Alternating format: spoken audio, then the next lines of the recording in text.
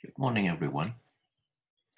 Menjumpai Anda kembali dari meja kerja saya, Pastor Hani Saputra dari kota Brisbane, Australia. Saya ingin bawa saudara kepada satu kebenaran yang hakiki, yaitu mengenai laut mati. Mengapa diberi nama Dead Sea ataupun laut mati? Karena laut ini adalah banyak menerima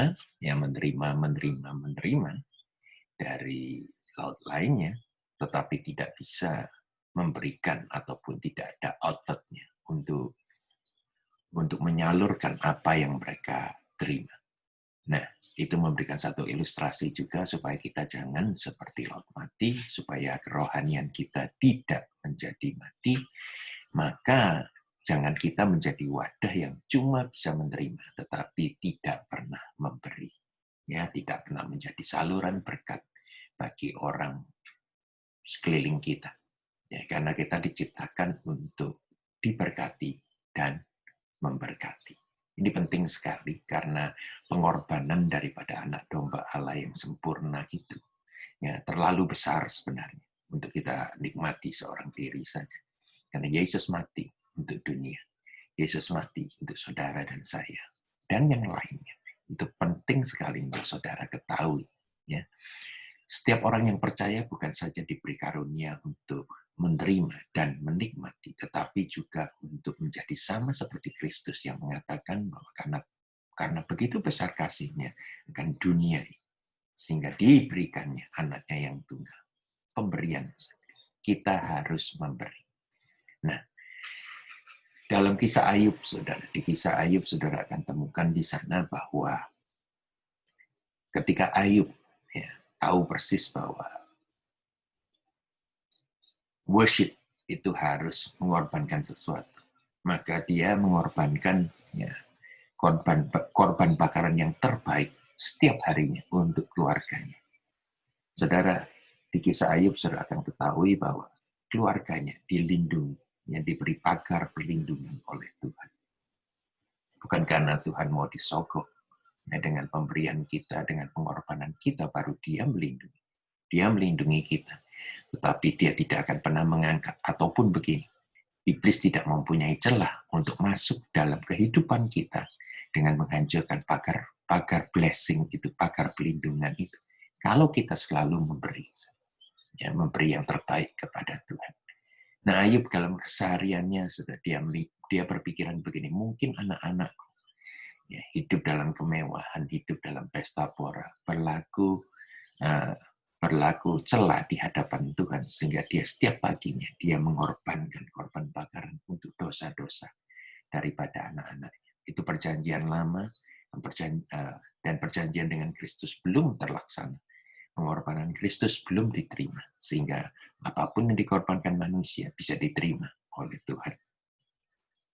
Nah, saudara, selama Ayub mempersembahkan korban, saudara akan lihat di sana bahwa iblis tidak memiliki kesempatan celah apapun juga untuk menghancurkan kehidupan Ayub. Tetapi ketika iblis mulai komplain kepada Tuhan, iya, yang kau lindungi terus, makanya dia baik kepadamu, makanya dia berbakti kepadamu. Coba engkau angkat, coba engkau biarkan aku untuk mengurus dia, menghancurkan dia. Coba lihat apa yang keluar darimu.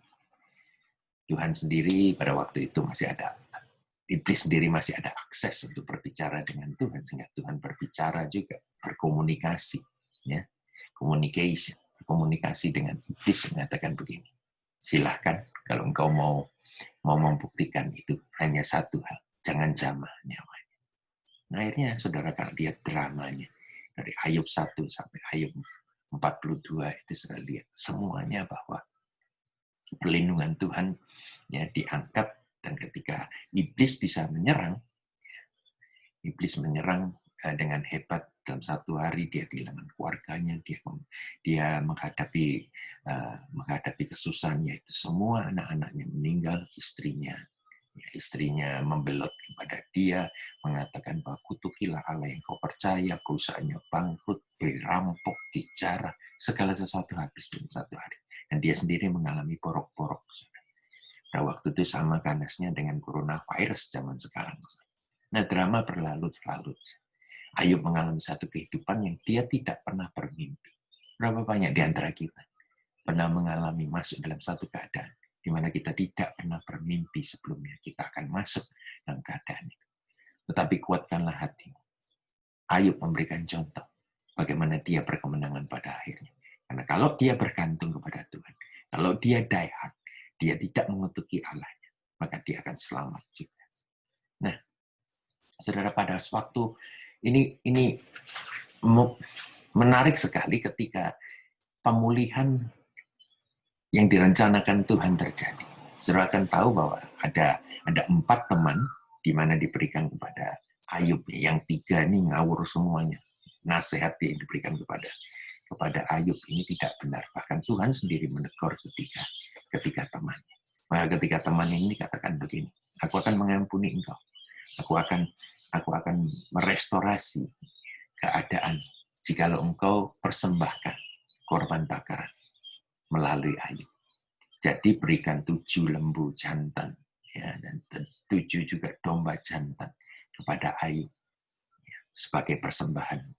Biarlah Ayub memintakan doa kepada. Ini menarik sekali. Ayub dibuat bangkrut oleh iblis supaya dia tidak bisa mempersembahkan lagi kepada Tuhan. Berapa banyak di antara saudara yang mengalami dampak daripada COVID-19? Mungkin saudara yang dahulunya istilahnya mudah untuk memberi, mudah untuk berkorban. 3 bulan ini sulit sekali untuk saudara bisa berpikir untuk berkorban. Karena saudara lihat, itu pekerjaan iblis di mana dia menghendaki saudara untuk tidak berkorban. Nah, akhir cerita dari Ayub pasal 42 ini, saudara. Ayat yang ke-8. Saudara akan lihat bahwa ketika Ayub mempersembahkan korbannya, mengatasnamakan ya, dosa-dosa daripada temannya, dia mengangkat tangan kembali. Saudara tahu, Allah sendiri merestorasi, mengembalikan 2 kali lipat apa yang Ayub kehilangan. Saudara, di Ulangan 16 ayat 16 jelas sekali mengatakan di sana begini. Biarlah setiap pria mengorbankan 3 kali persembahan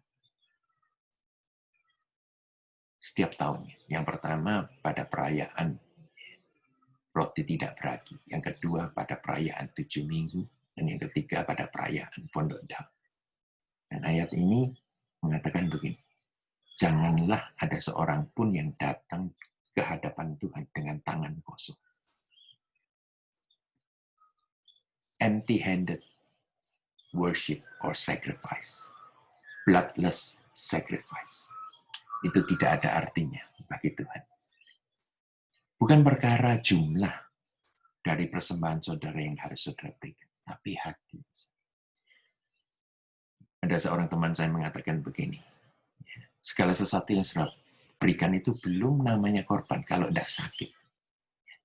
Kalau tidak sampai hati ini menjerit, aku butuh, tapi aku berikan terlebih dahulu kepada Tuhan.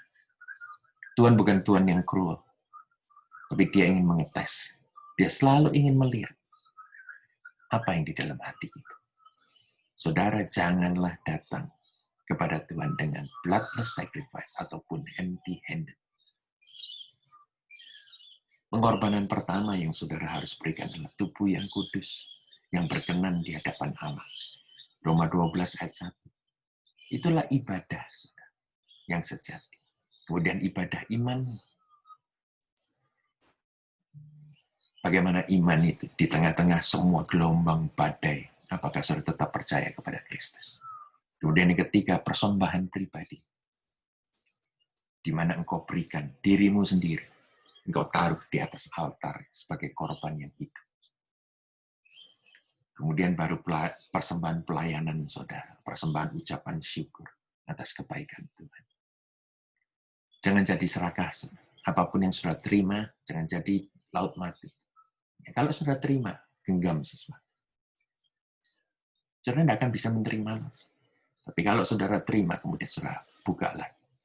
Maka ada tangan Tuhan yang akan memegang saudara, memberkati saudara, memenuhi tangan saudara. Dengan apapun yang saudara tidak bisa pikirkan, saudara akan bisa menikmati. Sikap hatimu penting sekali. Sikap hatimu sangat penting, lebih daripada apa yang bisa kau berikan dengan tangan. Sebab kita diciptakan untuk memberi. Kita diciptakan untuk menjadi laut yang menggarami dunia ini. Hidup bukanlah bicara tentang untuk mendapatkan dan memiliki. Tapi hidup selalu bicara tentang memberi dan menjadi seperti yang Tuhan kehendaki. Tuhan memberkati dan biarlah selalu memberi dengan hati yang penuh ucapan syukur. God bless you.